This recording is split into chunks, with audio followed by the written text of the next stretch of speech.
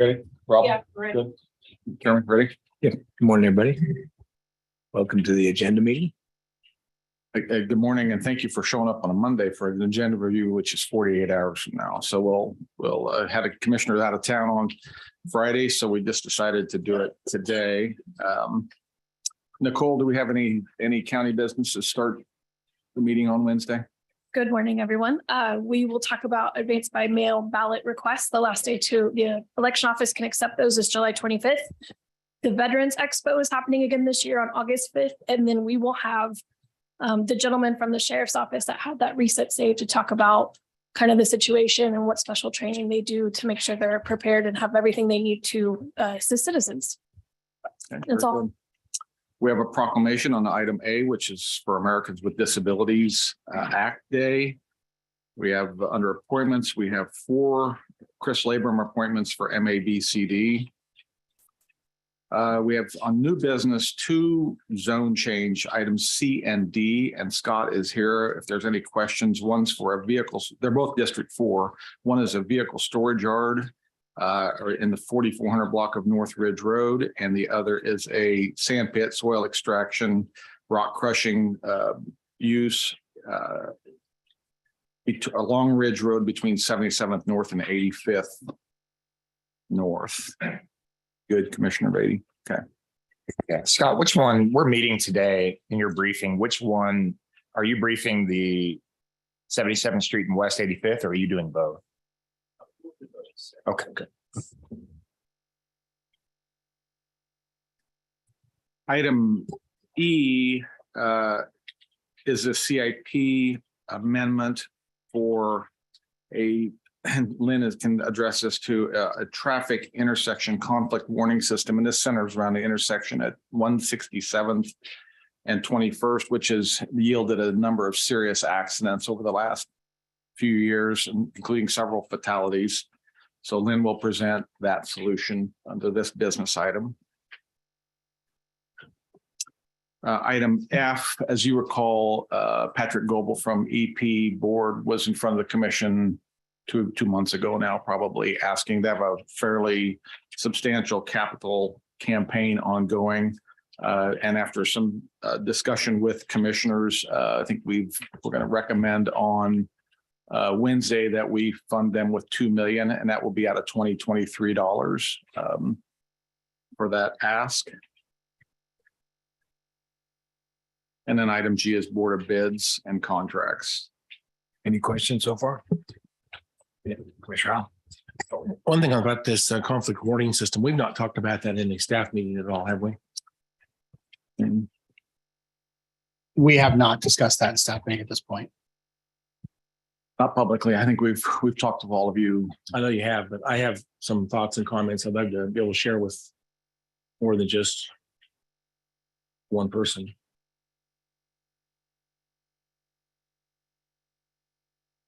Okay. Is there some reason why we need to do this so quickly?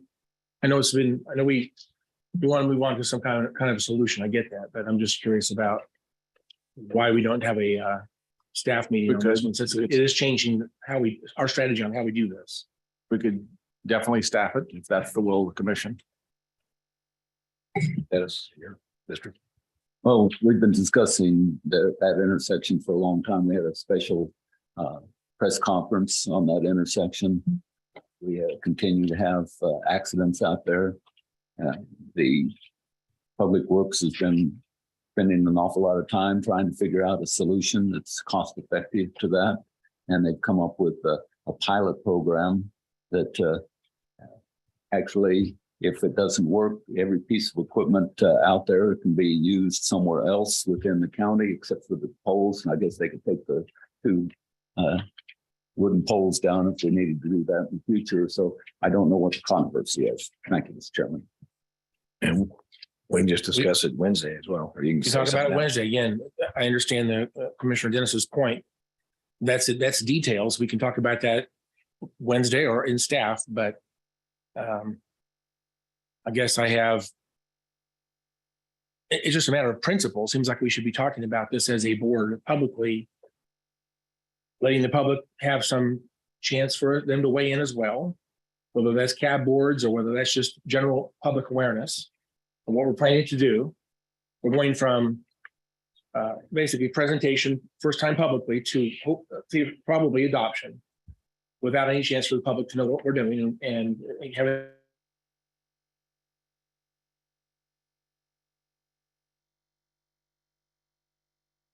and I heard it was $125,000. And I guess this strategy is experimental. It's a different direction. And I have some concerns about why we're doing this. And so if we're going to have this conversation Wednesday, that's fine, we'll do it. But I just think that it would be smarter for us to have a public open meeting and a discussion to get public buy-in and ideas from the community before we go to $125,000 CIP amendment. So I'm looking at calendar. We had a staff meeting tomorrow. Greg Gann's going to give an Odyssey update by email.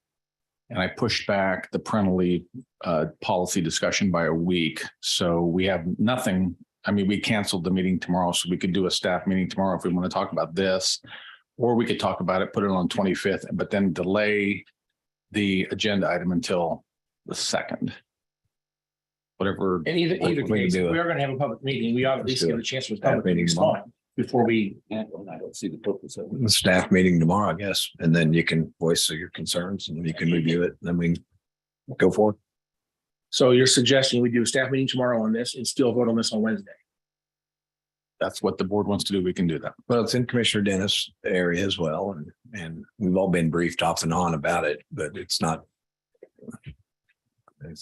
It is a pilot program that they want to try out on to a solution. Right. So. As I said, this is a pilot program. We've had a number of accidents at that intersection. It's a wide open intersection, and we have a number of those throughout the county. If this proves to be effective, there are other places in the county that we could use it in the future. It's a whole lot less. Now, granted, rumble strips would be a little bit cheaper, but their neighbors will not. They're not in favor of that because of the noise at all hours of the day and night. In addition, another alternative is a roundabout. That's about 4 or 5 years from now. With the roundabout, is over $1 million to put that in. So that's not a great idea. You can go with 4-way stops, but our traffic safety engineers tell us that causes more accidents. So I think that it's time for us to try a pilot program to see how that works in one location that we already know is an issue, and try and prevent this from happening throughout the county if it does work. I don't see the purpose of a staff meeting. Thank you. Okay. Well, let's just go ahead. Well, Mr. Chairman, this sounds like we're talking about the details of the agenda item. So I can respond to those comments now, or we could do it later.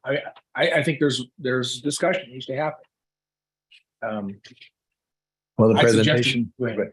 I just think presentation can be Wednesday, and if it's decided Wednesday to delay it and further investigate, and I think we can do that. I don't see a reason to staff it tomorrow if we're going to vote on it Wednesday anyway, because it doesn't give public any time to respond.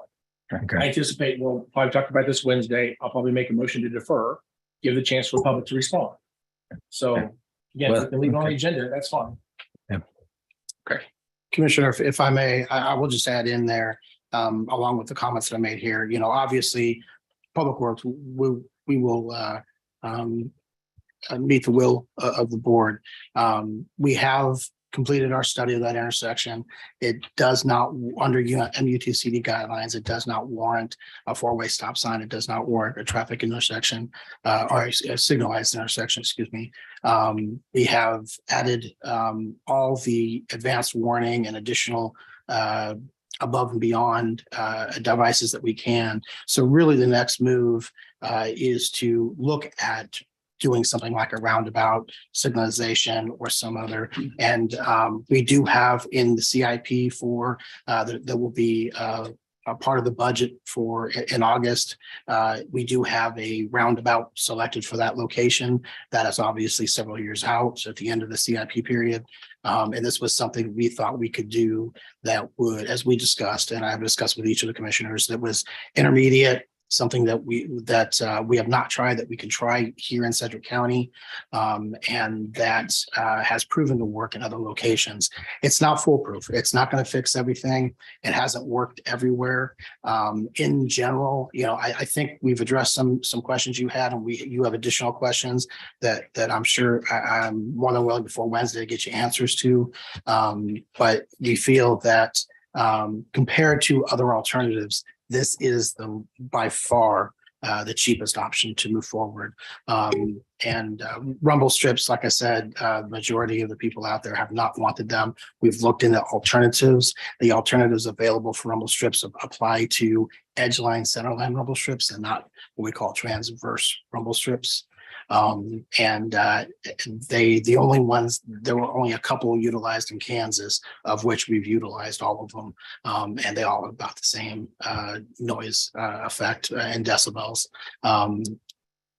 So if you do have any additional questions, we're free to try to get them as answers to you as much as we can before Wednesday. But one of the goals we also set for this project was trying to have it done by the end of the year. So we can get something out there sooner rather than later. And we've delayed this about a month already. So that's good. We'll hit the winter without a doubt, but I don't know if it'll be by the end of the year. Okay. On consent items, H, I, and J are all easement requests. Only one has a fiscal note. H is a ditch improvement on Seneca between 71st and 79th. I is goes along some road work that the county did between Webb and Greenwich on 53rd Street North to prepare for increased traffic flow to Sunflower Commerce Park. No fiscal note on either of those two. Item J is a little bit of a unique egress easement for a property owner at 69th North and Broadway. There is a $69,800 fiscal note to that, which we paid for by flood control. Man, I don't know if you had anything more on that, or commission had any question on that. I would just note on the fiscal note that that is going to be paid for by flood control. So actually, it's a 50-50 split between the city and the county on the total cost. Okay. Item K is a cleanup item for the Unified Plumbing Code, which the commission adopted in November of 2021. I think Chris was explaining that some of the tables did not transfer correctly in the code publication, so they're going to come back and clean that up with item K. L is a conditional use to allow placement of a 155-foot monopole tower structure in the area of 77th North and 215th West. Item M is our renewal of our mental health services agreement for 2023-2024 school year with USD 259 to provide comm care services within the school. Item N is a donation to suicide prevention from the Jaden Drennan and Virginia Williams Patry Memorials to suicide prevention. Item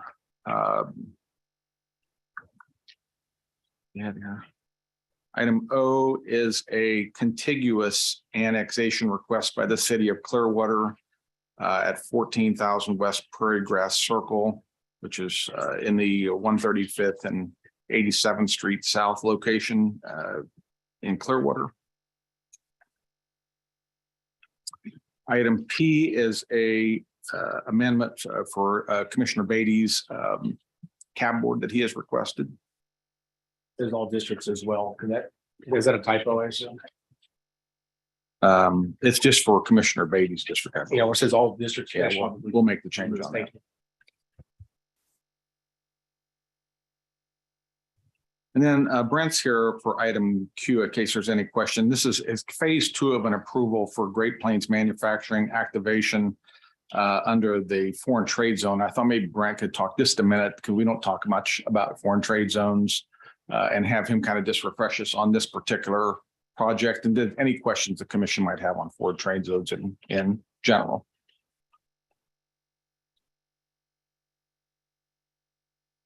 Morning, Brent. Morning, Commissioners. At the outset, I'll let you know that Valerie Tovar has been kind of shepherding this process between the company and with Customs. But as a grantee for a foreign trade zone, Sedgwick County provides some administrative services with companies that seek this process through the foreign trade zone and with Customs. And what this is back in November, Great Plains Manufacturing, who is a company headquartered in Salina. They've got locations throughout the Midwest part of the state.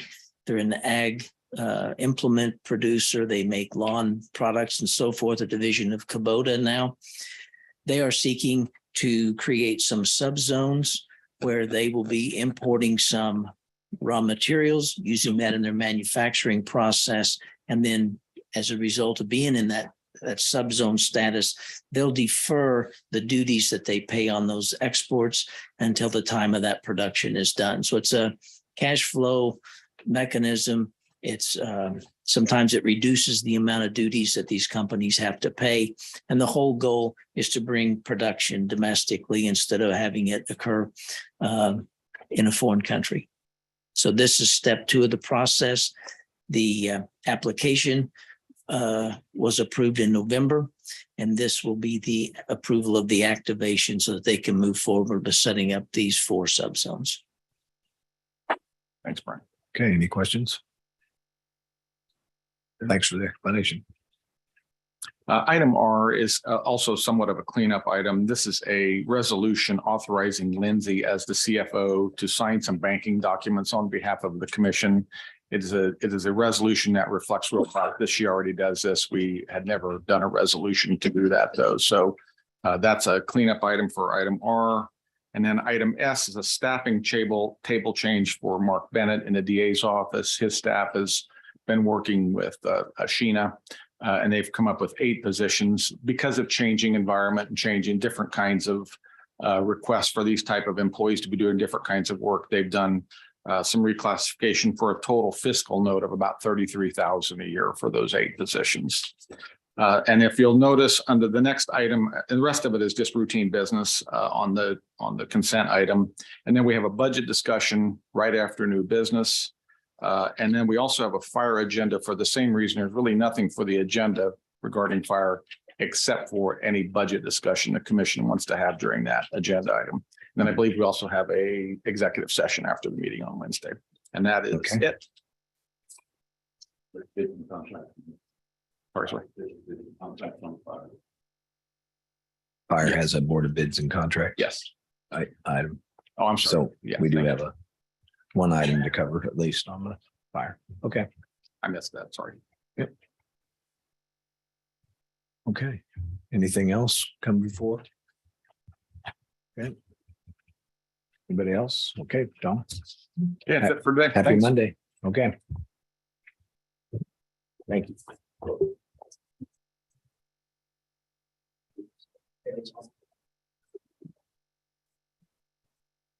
What time are you going out?